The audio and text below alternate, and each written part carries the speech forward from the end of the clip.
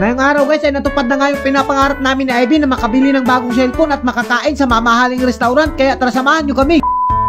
What's up sa inyo guys? For today's video ay bumiyahe kami ng napakalayo at pumunta nga pala kami dito sa Butuan City para bumili ng bagong cellphone dahil wala talagang cellphone na bago doon sa amin. As you can see naman guys, nag-withdraw muna si Ivy ng pera niya dahil talagang wala kaming pera papunta ng Butuan City. At sa puntong ito ay nakarating na kami dito sa tutuluyan namin na hotel at sobrang ganda talaga at tuwang-tuwa pa nga si Ivy dahil ngayon lang daw siya nakatapak na mamahaling hotel.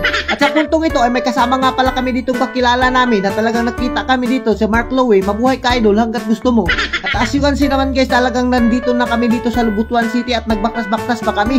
At talagang sobrang traffic dito at sobrang daming sasakyan. Doon sa amin kasi sobrang daming kalabaw lang yung nakikita namin. At dahil nagugusla at nagugutom na kami ay humapit muna kami dito sa Chowking para kumain ng pamahaw namin dahil baka pampasmo kami dito sa Butuan City. At ayun ang as you can see naman guys, talagang sobrang high-tech ng mga pagkain nila dito at sobrang sarap pa.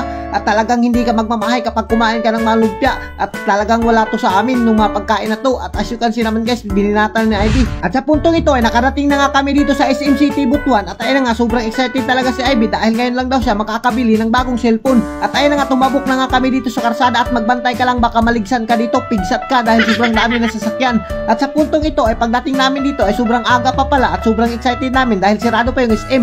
At may nakakilala ng followers namin dito. Shout out sa iyo ma, mabuhay ka hanggat gusto mo. At ayun na nga, as you can see naman guys, nagbukas na yung SM at talagang tuwang-tuwa kami dahil ngayon lang kami nakapasok ng SM sa buong buhay namin. Kung nakikita nyo naman, natatagawan kami dito sa hagdanan na talagang umaandar at talagang kakaiba.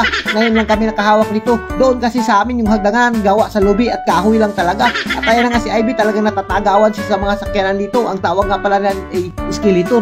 At sa puntong ito ay nakarating na kami dito sa bibilihan namin sa Power Max Center na sobrang legit talaga yung mga iPhone nila dito. At kung nakikita nyo naman, si Ivy talagang hindi na siya nagpadugay-dugay, pumili na siya dito ng napamahaling cellphone at sobrang sarap talaga. Kung nakikita nyo naman, talagang sobrang ganda ng mga cellphone dito. iPhone 14 Pro Max Full Lipid daw yung bibilihin niya. At syempre ako pumili na rin ako dito dahil kailangan natin magdesisyon sa buhay ay baka makapili tayo ng cellphone. At ayan ang inihap ko na nga yung kwarta ko, baka makulang yung pagbili natin dito at mauawan tayo dito sa cellphonean. Kung nakikita nyo naman guys, talagang duha-duha na ako pagbili dito dahil nalilibog na ako. At sa puntong ito ay binayaran na nga muna namin bago ibigay yung unit dahil talagang sigurista yung mga mamaligya ay dito. At ayan na nga, inihap na nga ni Ivy at hindi pa nakontinto yung tindira, inihap niya na outro baka malibugan sila. As you can see naman guys, talagang sobrang ganda ng mga cellphone dito at sobrang original talaga, kaya dito kami bumili. At sobrang nakakatuwa lang talaga at nakaka-proud. Ang dating pangarap lang namin at hindi namin in-expect ay nabili na namin dahil sa pagsisikap namin. As you can see naman guys, talagang tuwang-tuwa si Ivy dahil sobrang ganda nga naman ng cellphone na iPhone 14 Pro ng full lipid yung binili ni Ivy. As you can see naman guys, in-unboxing na nga talaga ni Ivy at sobrang ganda at sobrang sinaw pa talaga ng cellphone. Nakaka-proud talaga at sobrang nakakatuwa. At medyo naiiyak na rin ako habang nagbo-voice over dahil dating pangarap lang namin ay nakamit na namin yung first goal namin. At alam nyo ba guys, yung cellphone namin is iPhone 6 lang at talagang nahihirapan kami dahil 64 gig lang yung capacity ng cellphone niya. Pero ngayon sobrang nakakatuwa dahil nakamit na namin yung pinapangarap naming iPhone 14 Pro Max Full Lipid.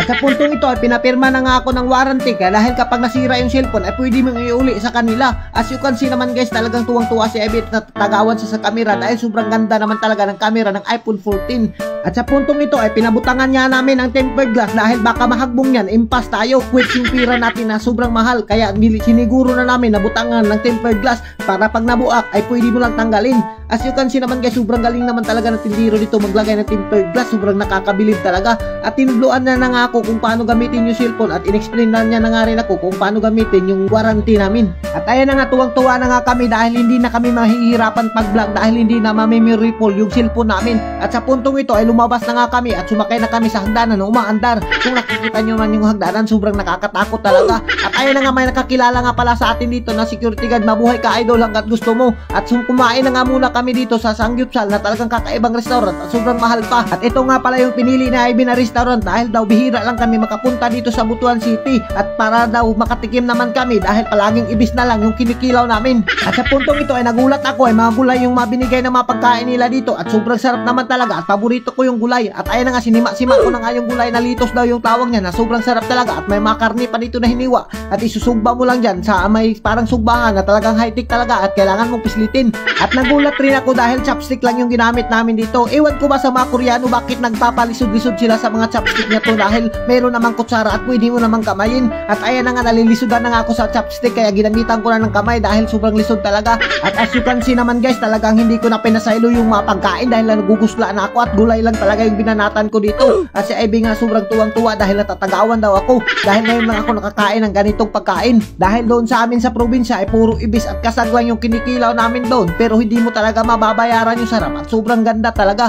Pero advice ko dito sa'yo, kapag kumain ka ay talagang ianda mo yung bulsa dahil sobrang mabubuslo talaga ang bulsa mo dito kapag kumain ka. As you can see naman guys, patawa-tawa lang ako dyan pero sobrang mahal na yung mga bilihin namin dito. At ayan na nga, may mga high-tech pa nga silang patanggal daw niya ng aso at kailangan mong pislitin yung mga gagamitin dyan. At sa mga hindi nga pala nakakaalam, ito yung pag-celebrate ko sa birthday ko dahil kaarawan ko ngayong araw. Kaya happy birthday na lang to me. At pasensya na rin kayo kung hindi ako ng content ng litson kagaya ni Marinong DJ dahil wala kaming pera. At kapag naglitson ka doon sa probinsya namin ay talagang dudugukin ka at talagang sobrang dami ng tao at mag-alang-alang ka lang ng litson ay mahihirapan ka talaga. At talagang mauuglaw yung litson mo sa dami ng tao na dudugok sa'yo. At hanggang dito na lang kami, abangan nyo na lang ang part 2 sa pag-enjoy namin dito sa Butuan City.